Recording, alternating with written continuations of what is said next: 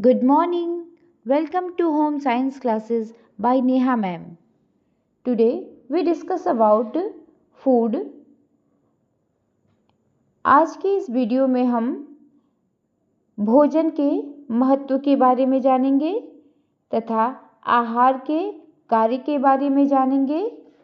साथ ही हम जानेंगे आहार में आवश्यक जो तत्व होते हैं उनके बारे में जानेंगे।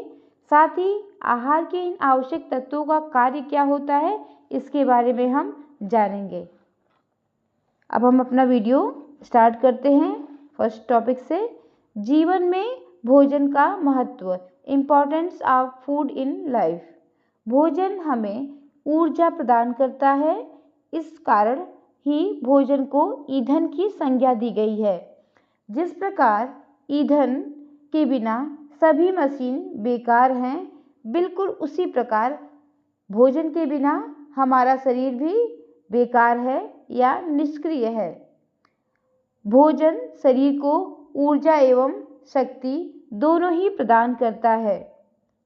अर्थात इस प्रकार हम कह सकते हैं कि भोजन ही वह तत्व है जो हमारे जीवन को चलाए रखने के लिए हमें आवश्यक ऊर्जा प्रदान करता है। अगर हम भोजन नहीं ग्रहण करते हैं तो हम जीवन को चला नहीं पाएंगे। हमारा जीवन पूरी तरह भोजन पर ही निर्भर है। हम भोजन करेंगे तभी हमें एनर्जी प्राप्त होगी और हम अपने जीवन के सभी कार्यों को संपन्न कर पाएंगे।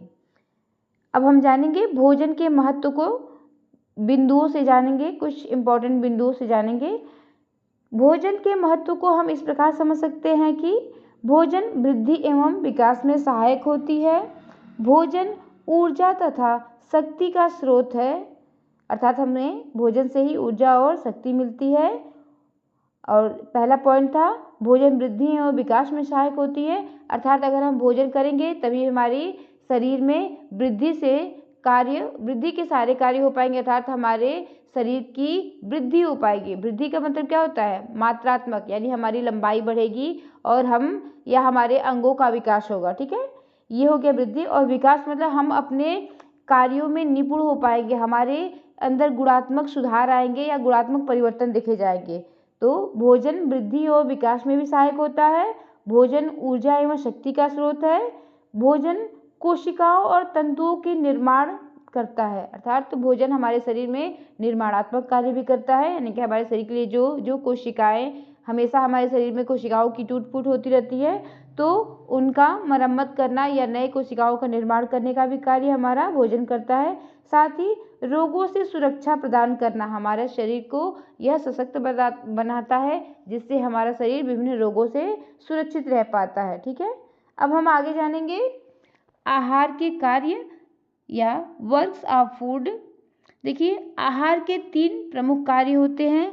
पहला है शारीरिक कार्य, दूसरा मनोवैज्ञानिक कार्य और तीसरा सामाजिक कार्य। शारीरिक कार्य क्या है? हमारे शरीर को ऊर्जा प्रदान करना, हमारे शरीर में आवश्यक कोशिकाओं का निर्माण करना तथा टूटी हुई कोशिकाओं की क्षतिपूर्ति यानी उनकी मरम्मत करना या उनके स्थान पर नई कोशिकाओं का निर्माण करना, यही है निर्माण एवं क्षतिपूर्ति। और तीसरा है शारीरिक कार्य में रोगों से बचाव एवं नियमन में सहायक, यानी कि आहार हमारे शरीर को रोगों से बचाता भी है तथा हमारे शरीर को सही रूप से चलाने का कार्य भी, नियमित करने का भी कार्य आहार ही करता है।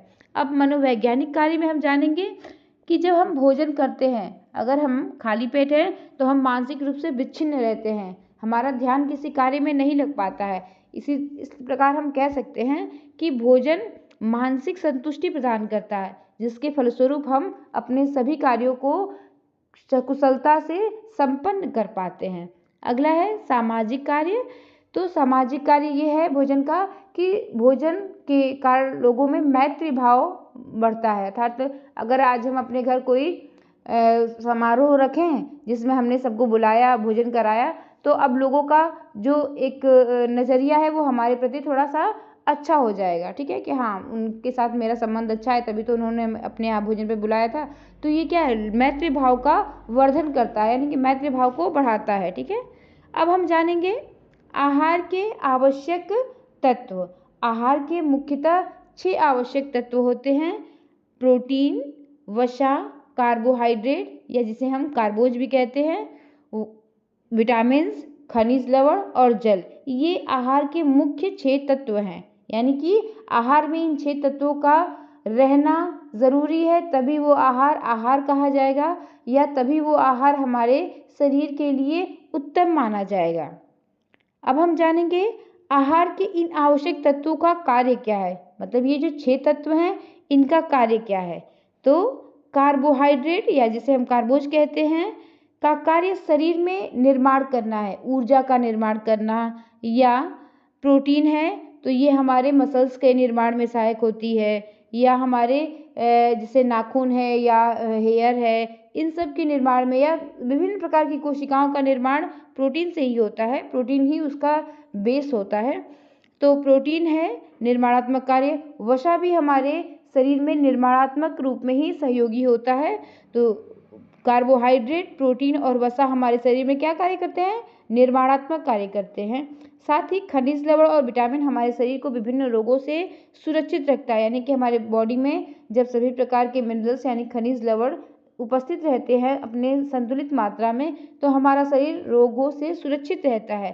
तथा विटामिन भी हमें विभिन्न रोगों से बचाते हैं। जैसे अगर मान लीजिए विटामिन ए की कमी हो गई तो हमें आँखों से संबंधित बीमारी हो जाती है, विटामिन सी की कमी हो गई तो हमें त्वचा से संबंधित बीमारी होती है। सब सारी बीमारियों से सुरक्षित रखने का कार्य क्या करता है, विटामिन करता है। कौन, विटामिन। तो इस प्रकार खनिज लवण और विटामिन हमें क्या करता है, सुरक्षा देता है, किससे, रोगों से। साथ ही साथ ये सारे तत्व हमारे शरीर को अपना योगदान देकर उसे नियमित उसके नियमन में सहायक करते हैं। यानी कि ये सारे तत्व शरीर में नियामक रूप से भी कार्य करते हैं। साथ ही जल भी एक आहार का आवश्यक तत्व है जो कि पूरी बॉडी में नियमन करने में बेहद महत्वपूर्ण भूमिका निभाता है। ठीक है, इस प्रकार आज का यह टॉपिक यही समाप्त होता है। अगली टॉपिक में हम न्यूट्रिशन से संबंधित तथ्यों के बारे में ही जानेंगे। धन्यवाद। Please like, share and subscribe.